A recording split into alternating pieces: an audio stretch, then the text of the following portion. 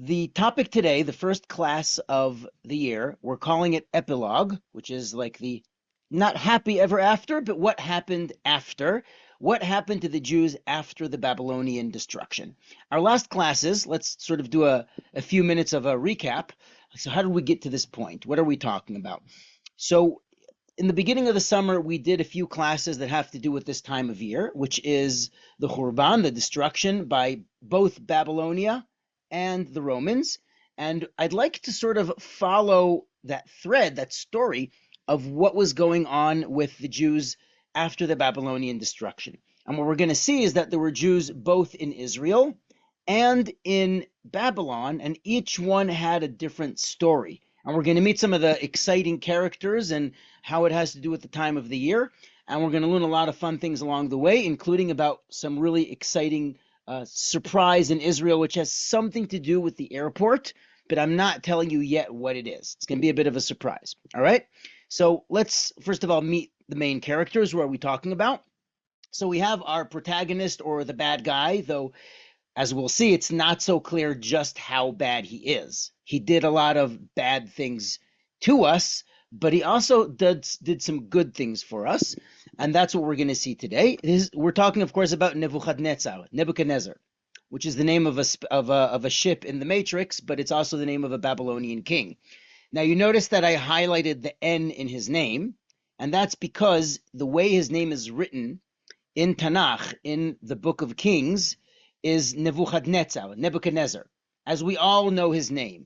But if you read the other book that he shows up in, and we're going to meet the character who the book is named after, Yirmiyahu or Jeremiah, in Jeremiah and Yirmiyahu, it's Nebuchadrezzar with an R or with a resh. And it seems like a small thing, and like, okay, so which one is it? And I thought it would be like a little fun factoid to add this because it's related to the surprise we'll see at the end. And that is that his name in Akkadian, which is the language which he spoke, this is how you say his name: Nabuchuduri Usur, Nebuchadrezzar, Nabuchuduri Usur. So if his name is Nebuchadnezzar, but it's actually in Akkadian, it's Nebuchadrezzar, then that's actually the more correct pronunciation. And we have this brick with his name in Babylon. It's kind of fun, and we'll see it a little bit later. We'll see it in some other places, so it's going to be fun. So let's begin. So what I was saying is that Nebuchadnezzar in Akkadian is pronounced Nebuchadrezzar, and what's interesting is what it means. It's a little similar to Hebrew because it's a cousin, because Akkadian is a Semitic language. Nabu is the name of the Babylonian god Nabu, and no reference to the Star Wars people in the Phantom Menace, the Naboo who live underwater. Misa no think the Naboo or whatever. Kuduri means gave me, and Usur means a son or a successor. In Hebrew, the way you say a successor, specifically as the person who's going to be the king after me, is called Yoresh Etzer, the inheritor, the Etzer. So Nabu Kuduri Usur means the god Nabu gave me a son, and that's what his father called him, which is kind of cool. All right. Now the next part of our recap is who were the kings in Judea, who were the Jewish kings at the time, 2,600 years ago. So this is something we already did. We're not going to go through the whole thing. We're just going over who we need to know for the story. I remember I took you to the site of Lachish in the south of Israel, which is an important site, and they have this cool display of all these chairs. These are the chairs of all of the kings of Judah, from the grandson of King David, who was the first king of just Judah, not the rest of the 10 tribes, which is, I'm not getting into that story now, but we talked about it, till the very last one. And the height of the chair represents the years that he ruled. So I'm sitting on the throne of the king who ruled for the longest, and his name is Uzziah, which is almost like 200 years before our story. But Uzziah ruled for 52 years. So that's kind of cool. Let's meet the kings. So the last kings of Judah, there are these 5 kings. We're only going to talk about the last ones, but we learned about this in Age of Empires 2. They all have a connection to Yahu. Not the domain name, but Yahu is one of the Hebrew names for the God of Israel. So Yoshiyahu, Yehoachaz, Yehoyakim, Yehoyachin, Tzidkiyahu. And I wrote their names above the way I would say them if I were speaking. Like, I'm not going to say Zedekiah, even though that's familiar. I'm going to say Zidkiyahu. But sometimes I'll say Jeremiah because it's easier, because you know the name. But if it's a name you don't use regularly, then I'll just say Tzidkiyahu. So these are the last kings of Judah, and they basically were the last 25 years before the Babylonians destroyed Jerusalem. And we'll see some really cool stuff about that in a moment. So we are talking right now about Yehoiachin, or if you know the actor who played the bad guy in the first Gladiator, his name is Joaquin Phoenix. Yehoiachin, Joaquin, that's Yehoiachin. Yehoiachin is the name of the second to last king of Judah. And what's important for our story, very simply, very briefly, is that he became king while the king of Babylon, Nebuchadnezzar, with his whole army, was outside the gates of Jerusalem. Why was he there? Because Yehoiachin's father, Yehoiakim, rebelled against the Babylonians and tried to side with Egypt. And the king of Babylonia had enough of these rebellions, and he came with his army to say enough is enough. And during the siege on Jerusalem, Yehoiakim simply died. We don't know if he slipped on a banana peel, fell off the battlements, or had a heart attack. We don't know how he died. He died. And his son, who was simply 18 years old, became the king. Now, what Yehoiachin did, which was a very smart move, he listened to the prophet Jeremiah, who said, surrender to Babylon. Surrender and you will survive. The kingdom of Judah could have survived if we would have surrendered to Babylon and we wouldn't constantly rebel. So he surrendered. And this led to him being exiled into Babylon, but he had a happy ending, sort of, kind of, and we are left with King Tzidkiyahu. Okay, so this is kind of our recap of where we were. I'd like to show it to you on the map and then get back to that story. And again, this is just a recap. We did a more in-depth review of this story in Age of Empires Part 2, and the recording is available on the site. So this is our ballpark. This is where the game is happening. We have Judah in the middle. That's the name of the kingdom, Judea. We're here in the middle. And we have Egypt on our left, which is a lot more close and comfortable to deal with than far, far, far away Babylon. But here's Babylon. And what happens is that Yehoiachin is exiled to Babylon. He's exiled to Babylon. We're going to talk about the exile of Yehoiachin in just a moment, but I want you to see how far away it is and why we're constantly siding with Egypt. Even though historically we had bad times with Egypt, but at this time in history, we're actually on okay terms with Egypt, which is kind of interesting, right? Because we think of Egypt as like in the Exodus, right? Like big bad Pharaoh. Pharaoh at this time was actually anti-Babylonian. So were the kings of Judah, and we sort of became, the enemy of my enemy is my friend. We worked together. So we'll meet who the Pharaoh was, and if you live in New York, you can actually see him in the Met. This Pharaoh who we're going to talk about today. But okay, let's get back to our story of Yehoiachin, and then we're going to follow him into Babylon and see some really cool stuff. All right. So Yehoiachin's exile, it's also called Galut Yechonia or Yehoiachin. It's the same name. It's Yehoiachin and Yechonia. And it has another name, which is Galut Hecharash Vehamasger. I'm going to explain this in English. We'll see it in just a moment. I just want to mention that if you're familiar with the story of Mordechai, in the Megillah that we read on Purim, there's one verse that at least Ashkenazi Jews read with a sad Eicha tune, which is the tune of where Mordechai comes from. He comes from this exile, which is Ima Gola Asher Ogleta Im Yechonia Melech Yehuda Asher Hegla Nebuchadnezzar Melech Bavel. We hear that Mordechai is a descendant of the people who were exiled from Judea with Yechonia, which is 11 years before the destruction. So let's talk about Yechonia in Babylon. Now, I brought the verses here. I found a translation on Sefaria for English. I told you I have trouble with reading verses in English because I just grew up doing this in Hebrew.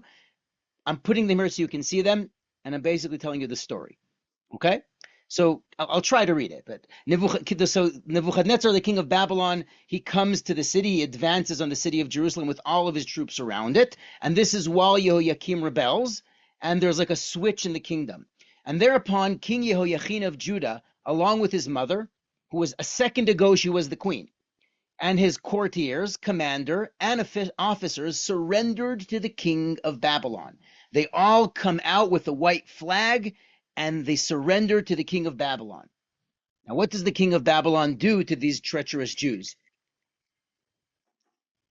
He exiled all of Jerusalem, all the commanders and all the warriors, 10,000 exiles. Now, today, Jerusalem just passed the threshold of 1 million inhabitants, which means that on the atlas, we changed from a dot to a square or something like that. Or maybe it's the other way around. But 10,000 people was a lot of people 2,600 years ago, right? So that's a lot of people, as well as the artisans and smiths. And only the poorest people in the land were left. This is what Nebuchadnezzar does. Now, the artisans and smiths is what's called in Hebrew hecharash vehamasger. Charash is an artisan, and a masger, which if you know the Hebrew word for frame, I'm holding like a little frame in my hand. A frame is a masger. It basically is a smith who makes things out of metal that were like good, strong frames for building things, like scaffoldings.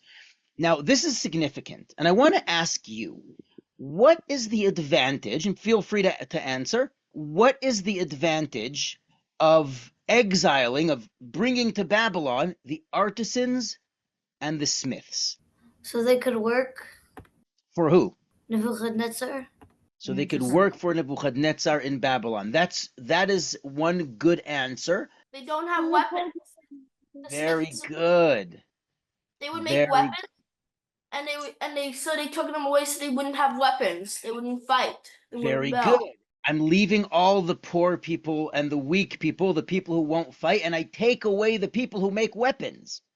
Now, we're going to end up having weapons because we're going to rebel again, but let's just say they made it a lot harder.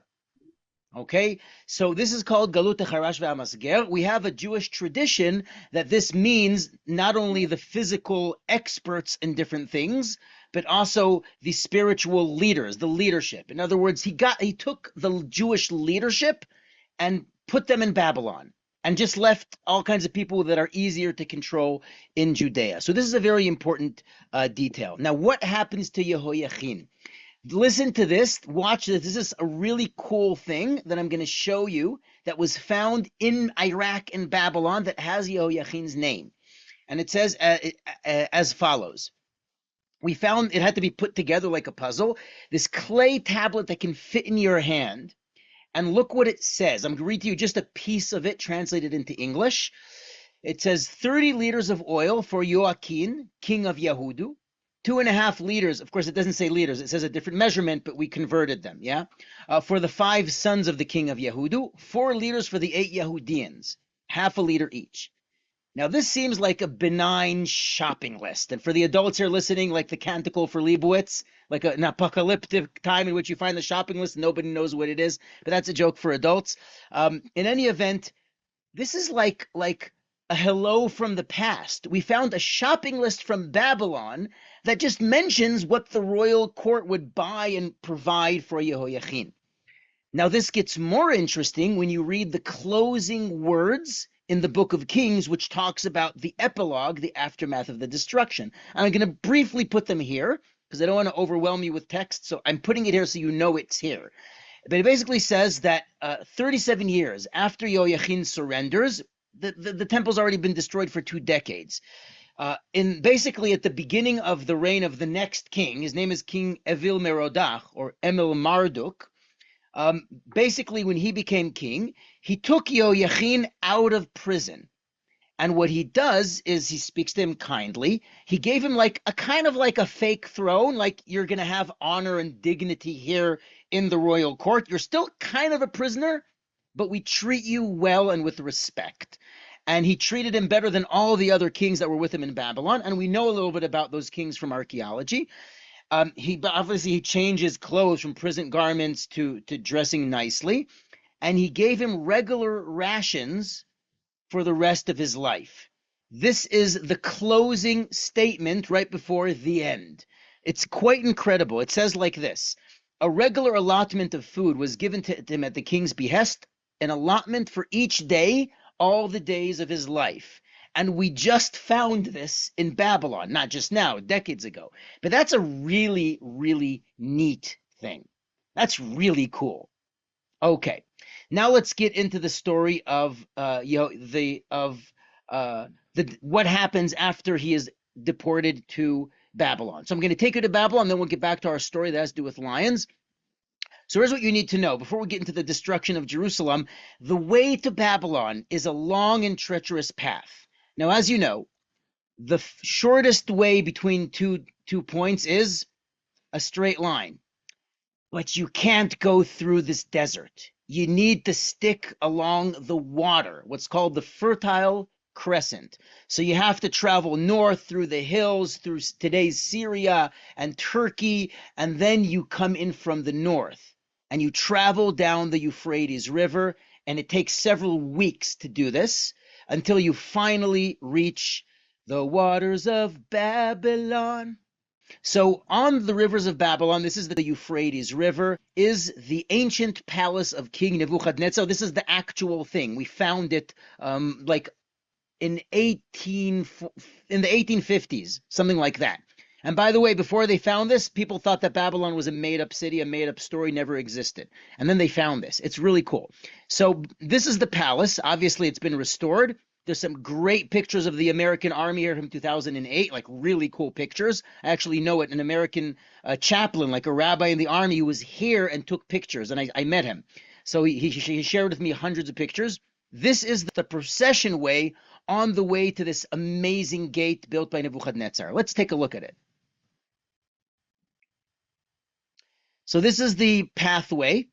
This is, of course, all restored and modern. It was a lot prettier 2,600 years ago. And I'm actually going to show you exactly not only what it looked like, but where it is today, because it was brought to a different museum in Europe. We'll get there. But this is the way our ancestors were basically paraded into Babylon until the point where we got to the Ishtar Gate, and we enter from the north. Now, here's the Ishtar Gate. Today, it's not as impressive because it's all ruined and destroyed. As you can see, they're doing some renovations.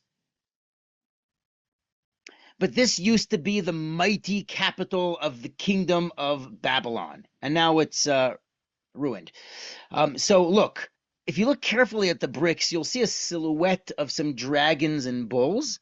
These are original, and there's a lot of them, but the nice and pretty colorful ones were actually brought by the Germans who did an excavation here to Berlin. And I want to take you to where it is restored today.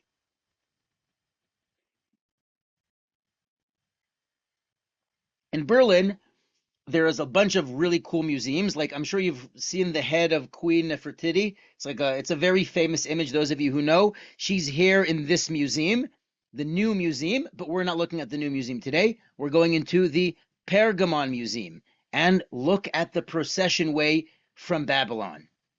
This is the original thing.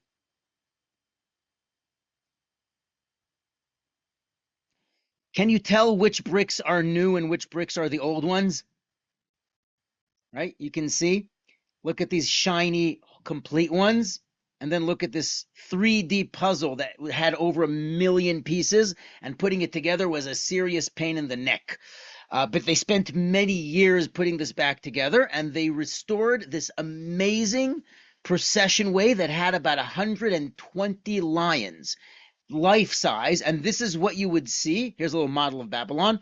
But this is what you would see on the way to the main gate, known as the Ishtar Gate.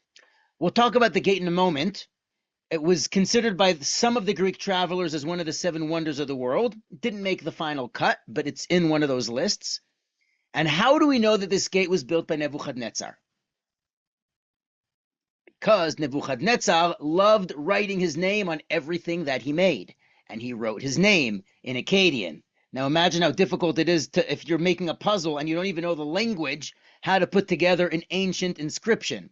Well, the people who put it together knew the language, but this is very difficult to do.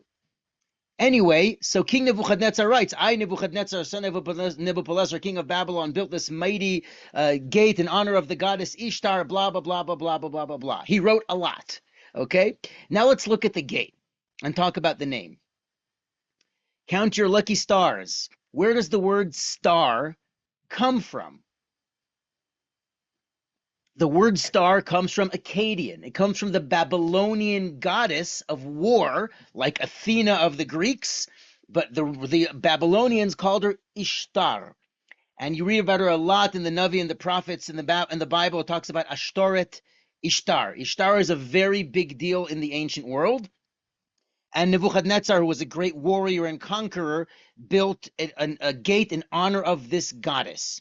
And the avatar of the goddess Ishtar, the goddess of war, is the lion, the hunt, right? So that's why there's all these lions. Now, on the gate itself, as we also discussed in Age of Empires 2, are the bull, which is from the god Baal, which is the thunder god. So the name bull comes from the Akkadian for the thunder god Baal, or Bel, like Babel, Babylon. It's all such cool stuff, like how modern English words come from then. And if you've seen Mulan, you'll definitely recognize this dragon, because this dragon's name is Mushu. That's the name of the dragon in Mulan. It's like a thin, skinny dragon. This dragon is the avatar of the god of Babylon, who's called Marduk. Marduk, kind of like the name Mordecai, right? So that's like his Babylonian name, which is kind of cool. Okay, so we've seen the Ishtar Gate of Babylon, and Yehoiachin and about 10,000 Jews make their way here 11 years before the destruction. When the destruction comes along, they're already well established in Babylon. So we're going to talk about them later, but I want you to see this diorama, this 3D model from Jerusalem, from Michal Shlomo, and let's look up close. The scene that's described in the title is called the coronation of Tzidkiyahu. What does that mean? When Yehoiachin was deposed because basically he surrendered, Nebuchadnezzar didn't destroy the kingdom. He simply appointed another king who he believed is going to be weak and subservient and is not going to rebel against him. Except he was wrong about that, as we'll see. But in this scene, outside the Ishtar Gate, is an imaginary scene. We don't even know if this ever happened. We don't know at what point Tzidkiyahu was appointed. Was he just appointed there in Jerusalem, or was he brought to Babylon? I have no idea. In any event, look closely at the image. There's just a lot of fun hidden gems. You see the Ishtar Gate. You see that there's all people in tents on the balconies watching, and you see Nebuchadnezzar's inside this canopy on the right. He's just a little harder to see. And then there's King Tzidkiyahu riding on a horse with a procession of Egyptians behind him, and even a lion, maybe just in case he, gets out a lion or something like that. I don't know. And there's also peacocks here too. I wonder if the lion eats the peacock. We'll see. Anyway, so these are the lions from Babylon, and this is really cool stuff. And before we get to the destruction, I want to end with a positive message. So basically what we have here is we have a picture of the procession marching in to the northern gate of Babylon, Yehoiachin's exile.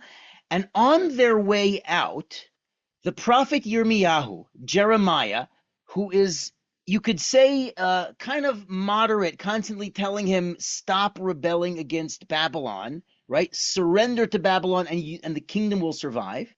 So he sends a positive message to the people who were sent out into Babylon. And here's his message in short. He basically sends a message to all the people from Jerusalem, the priests, the prophets, the rest of the elders of the exiled community, and all the people who Nebuchadnezzar exiled to Babylon, such as King Yehoiachin, the queen mother. Remember, he wasn't married yet. He didn't become the king yet. He's sort of like, he's 18, he became king, boom, he surrenders. So there isn't a queen yet. The eunuchs, the officials of Judah and Jerusalem, and the artisans and the smiths who had left Jerusalem. And here is what Jeremiah is telling people who were ripped out of their home to a new country where they don't know the language, they don't know the culture, they don't know where they're going to send their kids to school, they don't know where to go shopping, they don't know anything. They might even drive on the wrong side of the street, right? And he sends them the following message. And I'm shortening it, I'm abbreviating it. It's a longer message. He says basically, get married, have children, marry your children off, raise families, make a community in Babylon. Don't sit there and mope and whine and cry about your disasters. Build up and make yourselves strong again. Multiply, do not decrease. And here's where he says the most amazing thing. Seek the welfare, pray for the success of the city to which I have exiled you. What, you mean like the big bad Babylon and Nebuchadnezzar? Yes, pray to God on its behalf, for in its prosperity you will prosper. In other words, don't sit there in Babylon and mope and complain and live on food stamps. Build up your community. Invest in the place where you are at, and things will get better. And that's what Jews have done until today, right? We don't sit there and mope. We build communities wherever it is that we are. And you can imagine that Nebuchadnezzar loved this message. That's why he's giving him a thumbs up and lots of hearts. So you could say that Nebuchadnezzar liked Yirmiyahu, and that's why he told his people, don't harm this man, protect him. I like him. He's good.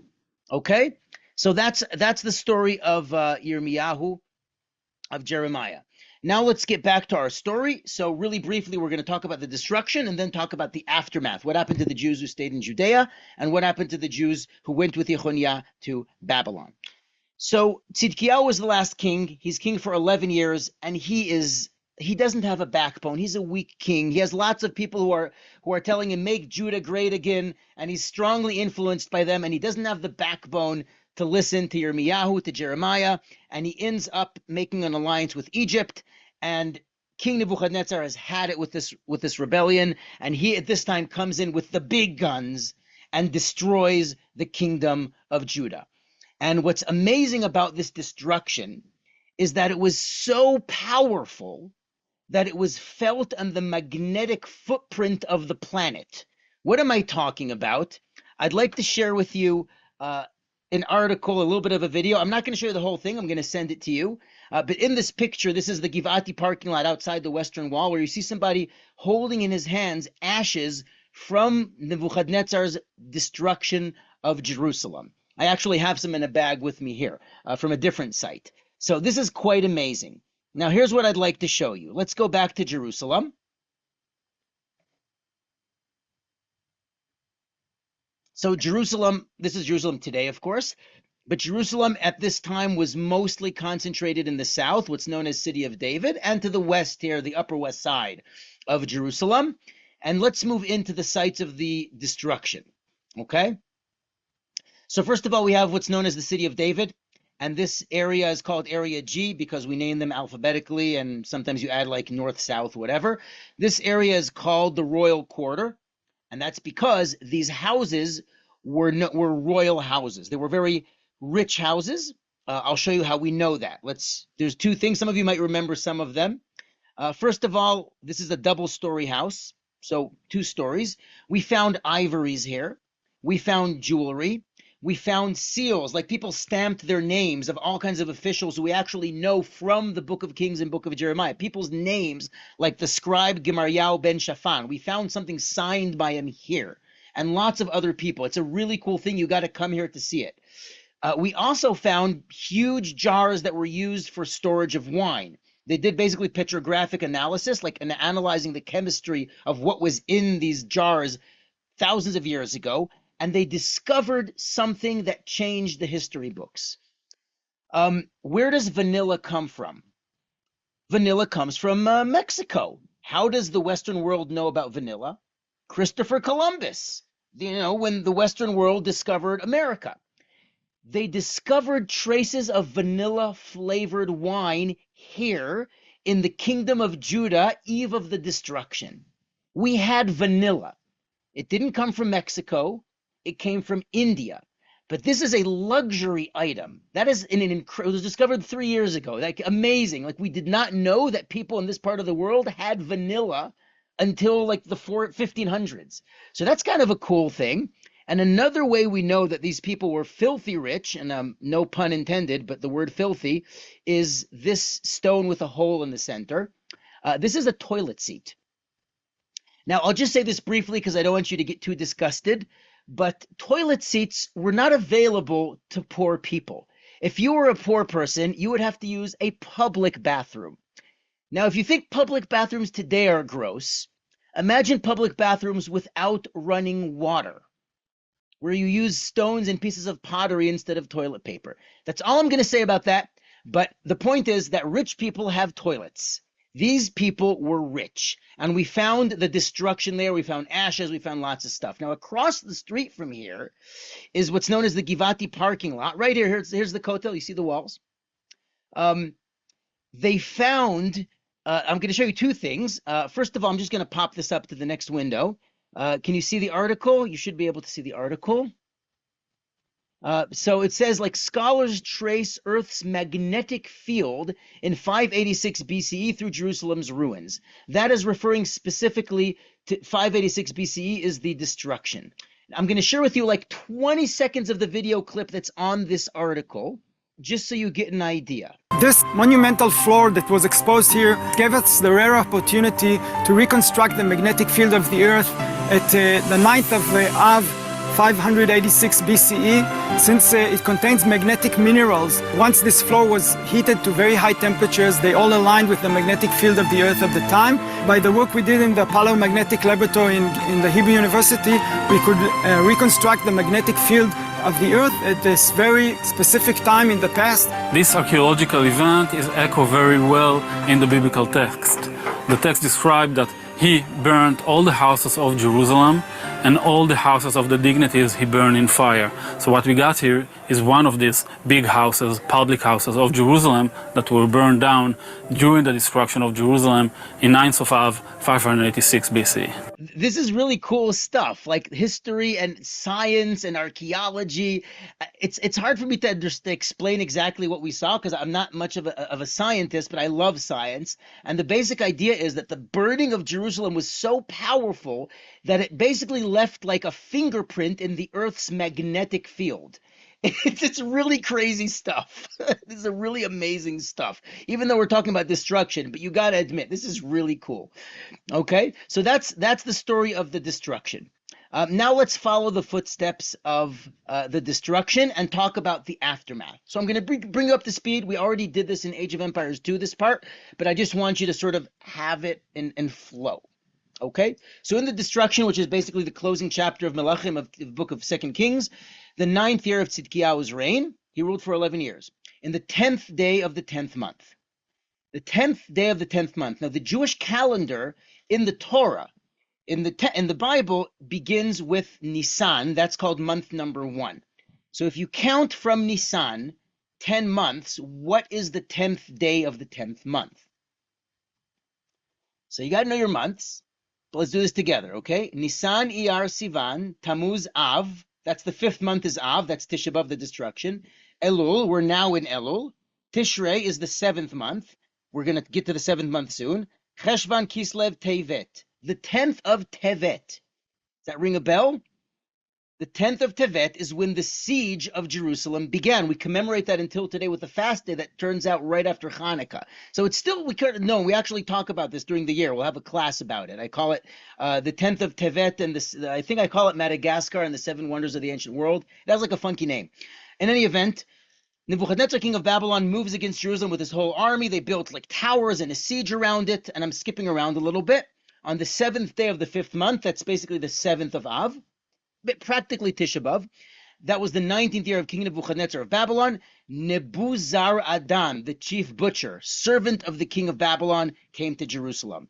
Now, what exactly is the chief butcher? What, he brought the guy from the kitchen? So it basically means he brought out the big guns.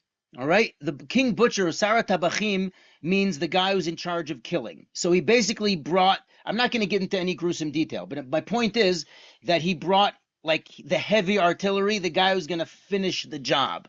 And what happens is that he burns the house of God, the temple. He burns the king's palace and all of the houses of Jerusalem. That's basically those verses that were articulated by Yuval Gadot, who was speaking in the video. The chief butcher tore down all of the walls of Jerusalem on every side. And all of the people who were left in the city, the defectors who have gone over to the king of Babylon, he basically, the remnant of the population were exiled by Nebuzaradan into Babylon. So basically, everybody who surrendered, the defectors who have gone over to the king of Babylon, right? Basically, the Jews who surrendered, the Benedict Arnolds, if you will, the defectors, he exiled them to Babylon. And then he left again the poorest of the land. He left them. The chief butcher left them there to be vined dressers, basically vintners, people who work with wine. It's just, I copied the translation. It's a very funny, vined dressers and field hands. Now, if we were doing this in Hebrew, I would add a question because I would have a question of what the words mean, but I'm going to just make it like a little bit lighter, okay? Kormim v'yogvim. Kormim comes from kerem, which means vineyard, but what is a yogev? The word yogev we do not find anywhere else in the Bible. It only shows up in this story twice. In different versions. It shows up in Book of Kings and in Yirmiyahu and Jeremiah. So Yegevim and Yogvim. From context, you could figure out what it means, but I just want to show you that there's a line of wines from the Binyamina winery that's called Yogev, based on this. Yogev. Now, I looked up the word in the Academy for the Hebrew language, and they say that Yogev is a person who tills the soil, the land. He's a farmer. And what's really cool, I'm not going to read the whole thing, I'm just telling you this by heart, is that the source of the word Yogev is in the Babylonian destruction of Judea. The Cohens, do you have a Yogev bottle there? Is that what you're holding? They have a Yogev bottle. Ah, look at that. Wonderful, wonderful. So in the recording, you're not going to get to see that. So it's really beautiful that you can see that. So yes, there's a bottle called Yogev. This is where the word comes from, the people who he left in the land. So he just points out that this is where it's from. And in modern Israel, in the earlier stages of the state of Israel, farmers were called Yogvim. Just like you say, Bokrim is cowboys. They work with bakar, with cattle, and Nokdim are shepherds. It's like a biblical word. So Yogvim were, today there's a place called Yogev. There's people named Yogev, but that's kind of cool. Anyway, let's get back to our story. Okay, epilogue. Now we're going to talk about, in the next 15, 20 minutes, we're going to wrap up and talk about what happened to the Jews who stayed in Judea, and then what happened to the Jews who stayed in Babylon. Okay, so King Nebuchadnezzar of Babylon put Gedaliah, or Gedaliahu, son of Achikam, son of Shaphan, which in Hebrew means mole, or like a little rat kind of thing. It's fun in Hebrew because you have a sensitivity to the word Shaphan. There's a kindergarten song about the little, they mix up rabbit and mole. It's a mistake. But Hashafan, anyway, it's a fun thing. But anyway, in English, it's sort of lost. And anyway, he leaves him in charge of the people who he left in the land of Judah. Okay, so this is Gedaliah. Fine. So we're going to learn now about Gedaliah ben Achikam. It's easier to say it in Hebrew, but it's Gedaliah, son of Achikam. Okay. So when the officers and the troops and their men heard that the king of Babylon had put Gedaliah in charge, they came to Gedaliah at a place called Mitzpah. Where is Mitzpah? Here is Mitzpah, or at least one of the two suggestions for where Mitzpah is. Now, if you know Hebrew, the word Mitzpah sounds like to scout, tsofeh, tsofim. An outlook is called a mitzpeh. So this is a place that's definitely a mitzpeh, and you could see Jerusalem. It's north of Jerusalem. It's next to Pisgat Ze'ev, but it's in the Palestinian territory, so it's not. You don't really have free access to this place today. It's an Arab village. But Tel Anatzba, Mitzpah, is a very important historic place in Jewish history. I'll tell you two examples of figures. You know at least one of them. Judah the Maccabee. When Judah the Maccabee gathered the troops to inspire them and to speak to them and to give them courage before going to fight the Greeks, the Seleucid Greeks, this is where he gathers them, according to the book of Maccabees. They go to Mitzpah, where they can see Jerusalem, even though it's controlled by the Greeks, and it's a place where everybody can see you and you can carry your voice.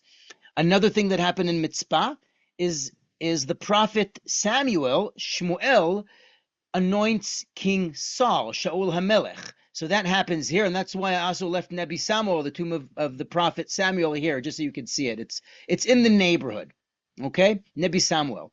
In any event, Mitzpah is where the rest of the story transpires for now. Let's go to Mitzpah, the aftermath of the destruction. Okay. So now pay attention, because a lot of people are going to come to meet who this Gedaliah is. I mean, they all know who he is. Like, he's somebody important, and he became like the local ruler of the remainder of the Jews in Israel, in Judea. In this crowd are two people who you have to keep a close eye on, for good or for bad. Yishmael ben Netanyah and Yochanan ben Kereach, which Kereach in Hebrew means bald, so I made him bald, as well as the rest of the people. Now, we're going to meet those people again, rest assured. I just want you to notice that they're there amongst the crowd, okay? Gedaliah reassured all the people and their men, saying, don't be afraid of the servants of the Babylonians. The Chaldeans means Babylonians. Stay in the land and serve the king of Babylon, and it will go well. Do not worry. Don't be afraid. It's like the famous meme of the squirrel that goes, everybody calm down, right? Relax. It's going to be okay. So it's the same message of Jeremiah, of Yirmiyahu. It's basically encouraging the people to stay. Now let's meet the first guy in this story. Yochanan ben Kareach. So I made him, I know he looks like a Viking, and he probably is a Viking, but it fits with it. It's fun. Okay. So I just made this for fun. Okay. Yochanan ben Kareach is, he's some kind of commander in the Jewish army that just was defeated by the Babylonians. So he has an army with him. That's important to remember. And he comes to Gedaliah. And he says to him as follows. This is in Jeremiah chapter 40. Yochanan, son of Kareach, and all of the army officers in the open country, they're out there. They come to Gedaliah at Mitzpah. And they say to him, did you know, we heard through the grapevine that King Baalis of Ammon, that's modern day Jordan, we'll see it on the map in a moment, has sent Ishmael, son of Netanyah, to kill you. Now, Ishmael, son of Netanyah, is a Jew. Right? He's someone from the royal family. Maybe he's jealous that somebody else not from the royal family is in charge. I don't know. He's got his motives. But Baalis, who, by the way, we found the seal. That's the picture. We found the seal with his name in Jordan. So it's just kind of cool that we have his name, Baalis. But Gedaliah, son of Achikam, says, lies. I will not accept any lies about another Jew. Silence. I'm not listening to you. Closing my ears. Nah, not listening. Not afraid. Fine. So Yochanan ben Kareach is kind of at a loss because he realizes that this is a serious threat. And he says to Gedaliah, listen, how about me and my men will silently, secretly take down Ishmael ben Netanyah. Nobody will know you have anything to do with it. You'll come clean. We will take care of it. But we must take care of this problem because otherwise he will kill you. And all of the Judeans who have gathered about you will be dispersed, and the remnant of Judah will perish. We will lose hope. You understand? This is like our last ember to rekindle the fire of hope in Judea. Fine. He refuses to listen to him. Nah, I'm not listening. Lies. Do not say such a thing. How could you possibly say such a horrible thing about Ishmael? It's not true. And he won't listen. Kind of reminds you of Cornelius Fudge when Dumbledore tries to tell him, listen, Voldemort's back. I'm not listening. I don't want to hear about it. It's something like that. Okay? So let's continue with our story. Ishmael ben Netanyah. Ishmael ben Netanyah comes just as Gedaliah was warned. He comes to Mitzpah, and he comes in the 7th month, which is basically Rosh Hashanah. He comes in the festival of the 7th month. We don't have much details, but we hear that it's the 7th month, and it's clear that everybody's sitting and feasting. It's probably Rosh Hashanah. Ishmael, son of Netanyah, son of Elishama, was of royal descent. So this gives us a clue into, why would he have an interest in getting rid of somebody who's not from the royal family, who's in charge of the Jews. And one of the king's commanders, he came with 10 men to Gedaliah ben son of Achikam at Mitzpah, and they sat together, and they ate, and they drank, and they were merry, and everything was fine. And then Ishmael ben Netanyah gets up with his 10 men, and they kill Gedaliah and all of the other people there, including the people of the king, the servants of the king of Babylon who were there to keep an eye on him, right? And Ishmael killed all the Judeans who were with Gedaliah in Mitzpah, including the Chaldean soldiers. So this is a disaster. It's a complete disaster. Now, this disaster is going to continue in just a moment, but what I want you to understand is that it gets even worse than this, and I'm skipping around a little bit. I'm just going to say this. I'm going to say this without text, is that there were a bunch of Jews from the area of the north, of Samaria and Shiloh, who didn't get the news. It's not like today where you know immediately what happened. People are like following the war in Israel constantly in real time. These people didn't know that the temple was destroyed yet. A bunch of people. They made their way to the temple with all kinds of gifts and offering to celebrate, maybe Rosh Hashanah, and they were like at a loss. Jerusalem is destroyed. It's in ashes. What happened? Where is everyone? What happened to the temple? They're sad, they're mourning, and they finally somehow get news to go to Mitzpah, so they come from Jerusalem here up to Mitzpah, And guess who greets them? Ishmael. He greets them and he says, "Oh, welcome, my brothers and sisters. It's so good to see you. Come, let me take you to Gedaliah." And he kills them all. Horrible, horrible story. Now, because Rosh Hashanah is a festive day, we don't fast on Rosh Hashanah, but you might know that in the Jewish calendar, immediately after Rosh Hashanah, on the third day of Tishrei, this year, because the third day is going to be the Sabbath, it's going to be on Sunday, because it's going to be a 3-day Yom Tov, we have a fast called Tzom Gedalia. This is the fast of Gedalia, Tzom Gedalia. It's like the last ember of hope that could have been rekindled and to rebuild us. That was gone. That's what Tzom Gedalia means. So it's a terrible, terrible story. There's a lot to unpack here, but this is the story of Gedalia.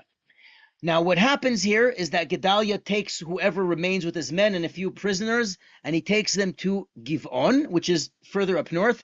It's actually south, on the way east. He's going somewhere, as we'll see, and he goes to a place called Giv'on. Giv'on in the Arab town of El Jib today has a very famous pit.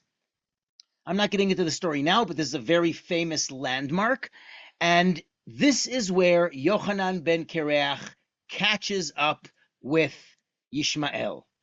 Da-da-da-dun. They're catching up now, and here's going to be the showdown. Or so we think. Except Ishmael realizes that he has at this point 8 men and a bunch of prisoners, and Yochanan ben Kareach has a little more firepower than Ishmael ben Netanyah. So like the great hero that he is, Ishmael ben Netanyah runs away.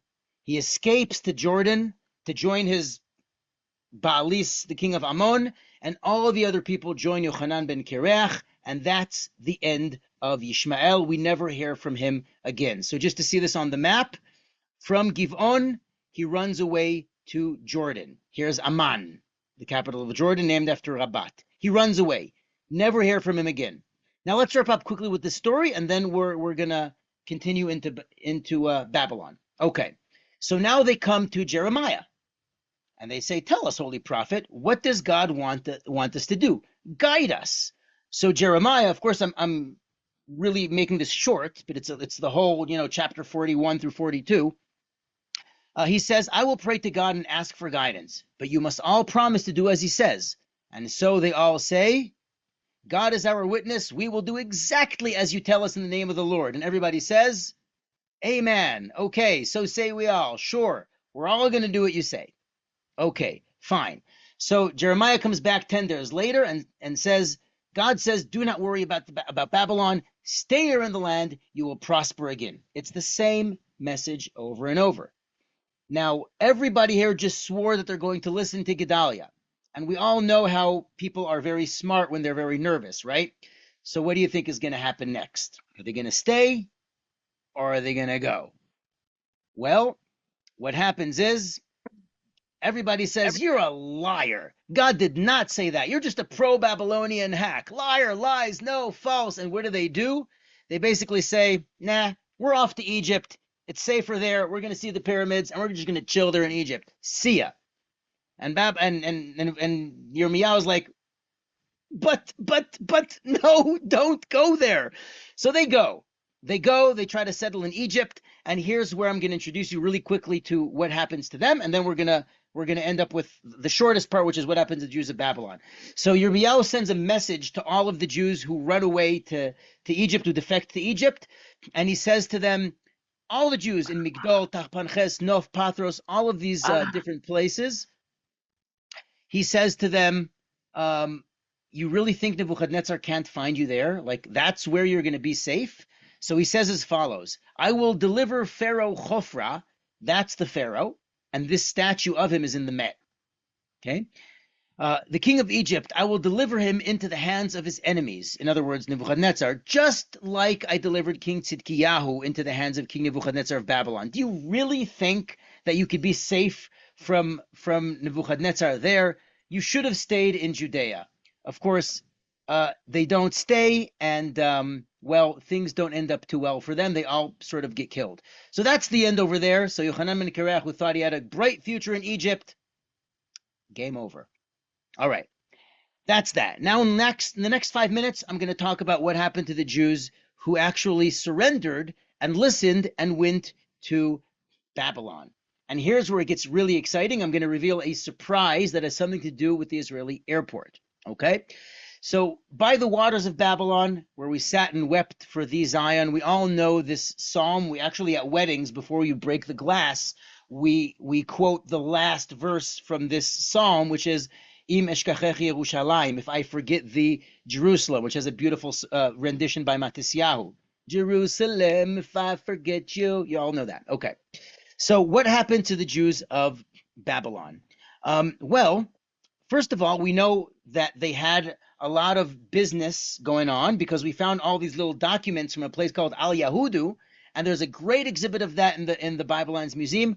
That's not what we're doing today. Today, I'm taking you to a different museum, which is right next to the airport. We're going to go now to the Museum of Babylonian Jewish Heritage, which is right here next to the airport. See those airplanes? About a 10-minute drive in a neighborhood called Or Yehuda is the Museum of Babylonian Heritage. Here it is. The Babylonian Jewish Heritage Center. There's a lot of different names and lots of palm trees, just like the rivers of Babylon. Now, before I show you some really cool stuff from the museum itself, what I would like you to understand is that many Jews from Iraq, from former Babylon, from Baghdad, migrated to Israel when the state of Israel was founded, actually escaped with their lives from Iraq, and settled in Or Yehuda, which is why Or Yehuda has so many Iraqi Jews, and that's why they have this museum. So let's jump into this museum. First of all, here's the museum, just so you have the museum website. There's a lot of stuff going on here. It's a cultural center. You could do food workshops and cook and this and that. Like there's a lot of really cool stuff going on. You can even go to here, look at exhibitions and permanent exhibitions. I'm going to take you into the museum in just a moment, but like you have all this cool stuff.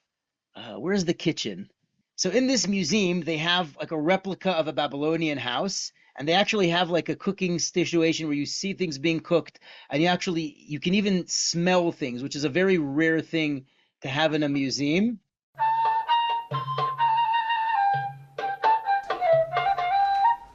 היי, אני במטבח של סבתא שולה. היא מכינת ביט, אני מתעלפת רק מהריח. תניחי את זה על יד הכפקיר, תרוות. מה זה הריח הזה? זה בהרת, לא? זה בהרת, כן. נכון סבתא? ממה מכינים אותו? זה תערובת של תבלינים, כמו קינמון, ג'ינג'ר, אניס, הל, פלפל אנגלי, וגם עלי ורדים. לאורש שבתוך העוף. יש טעם אחר, מיוחד כזה, לא כמו הטעם של האורש שמפוזר בסיר. נכון, כי האורז הזה, את רואה, אני מערבבת אותו עם בשר של עוף, חתיכות, ובצל, ותבלינים, הל ופלפל. הוא יותר מיוחד מהשאר האורז שבא מסביב אחר כך. לכן יש לו טעם מיוחד, זה הסוד שלו. So I was just there a few years ago here, 2022, during COVID. So I took a lot of pictures outside the Babylonian Jewish heritage. And I want to show you what happens when you go into the museum. So first of all, they have like this entrance to a replica of a Babylonian house. This is artwork by an Iraqi Jew named Oded Halachmi. He's a famous artist. And you walk in.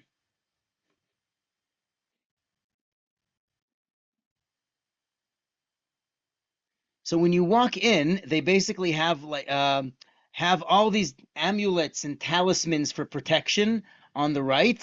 And when you walk in, on the floor, there's this upside down Aramaic incantation bowl that's supposed to protect your house from demons. Here's one of them right side up so you can read the inside. It's hard to see from the video, but I guarantee you if you read Hebrew, you can actually identify words in there. This is like typical stuff in an Iraqi family. So you have all these, I mean, before science, people didn't know, what do? You get a cold. You wear a talisman with some kind of, spell that will keep the demons away, be gone. So they have all kinds of, generic amulets for children against the evil eye, pregnancy and birth diseases. This is kind of a fun thing that you see here. Some of them are made of gold and gems and silver. like these ones. I'm going to show you a couple more things, and with that, we'll officially finish. So here is the Iraqi house. Now, it's built into the museum. But the idea is that there's a big central courtyard, a chosh, and this was common in the ancient world, especially in the Middle East, where you have all the family living around in different apartments around the same courtyard. So it's kind of like a huge house, but it's all the same family. So the parents live there, and the kids get married, and then the grandparents move there, and then the grandkids get married, and it's sort of like a cycle of life, but everybody's living together.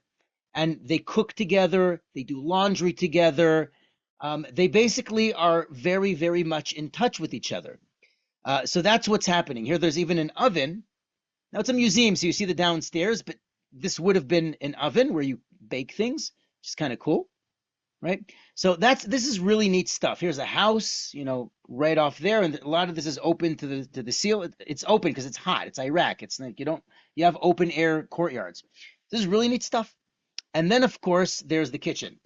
Now, this is the only museum I've ever been to, anyway, where not only do they have videos and models of food, you actually smell the food. I don't know how they do it, but it's a really cool thing when you come into this museum. So here's all the different dishes and Iraqi food and stuff like that, and it goes on and on and on. I'm going to show you one more thing, okay? One more thing. Here's the floor plan, by the way, of the house. It's a mosaic when you walk in. The last thing I want to show you is the room that has to do with the history. There's a room here that's the history. You walk in, and they basically have the full history of Babylonian Jewry from Nebuchadnezzar, from the exile of Yehoiachin, all the way to the 1940s. Now look, this is the Yehoiachin tablet that tells you how much oil he got, pictures of the Ishtar Gate, and stuff you'd recognize from our tour. Here's a map that shows you the different times of exiles to Mesopotamia that make up the Babylonian exile, right? And when you keep on moving around the room, here is an original brick with the name Nebuchadnezzar on it. That's inside this room. So that's the other surprise that I had. Here it shows you how to read it in Akkadian. And here it says the king of Babylon brought them to Babylon, to exile. And there's more. The Cyrus cylinder, there's a copy, the return to Zion, but many people stayed. The Cyrus cylinder, it's a very famous piece. And there's more. And finally, I'm going to end with this. What happened to the Jews of Babylon? One second. Here we are. The Jews of Babylon focused on the community like the prophet told them to do, Jeremiah, and they built up a strong community that continued the Jewish traditions and holding on to Jewish identity. This was the key to their survival and to our survival until today, because in Babylon, they continued the studies, they continued what's known today as the Babylonian Talmud, the Gemara, and the education was a backbone of the Jewish community for millennia. And in fact, until medieval times, Babylon was the center of Judaism. It was the center of Judaism in the world. Only in medieval times, it spread to Western Europe and to North Africa. So this is a very important place that lasted for millennia. So here's a kind of an imaginary Jewish study hall. And it continues all the way into modern Iraqi Babylonian educational institutions like this map shows you. And there's also musicians and artists who were very prominent in Israeli culture and society, and that's a major part of the museum, all that stuff. These are like a map of Baghdad with all the Jewish institutions. So in a nutshell, just to wrap this up, is when we came to Babylon, sorry, my bad, okay. When we came to Babylon, we had a good ending. The Jews who stayed in Israel had a bad ending because they didn't do the right thing. They kept on rebelling against Babylon, who kept on giving them a second and a third and a fourth chance.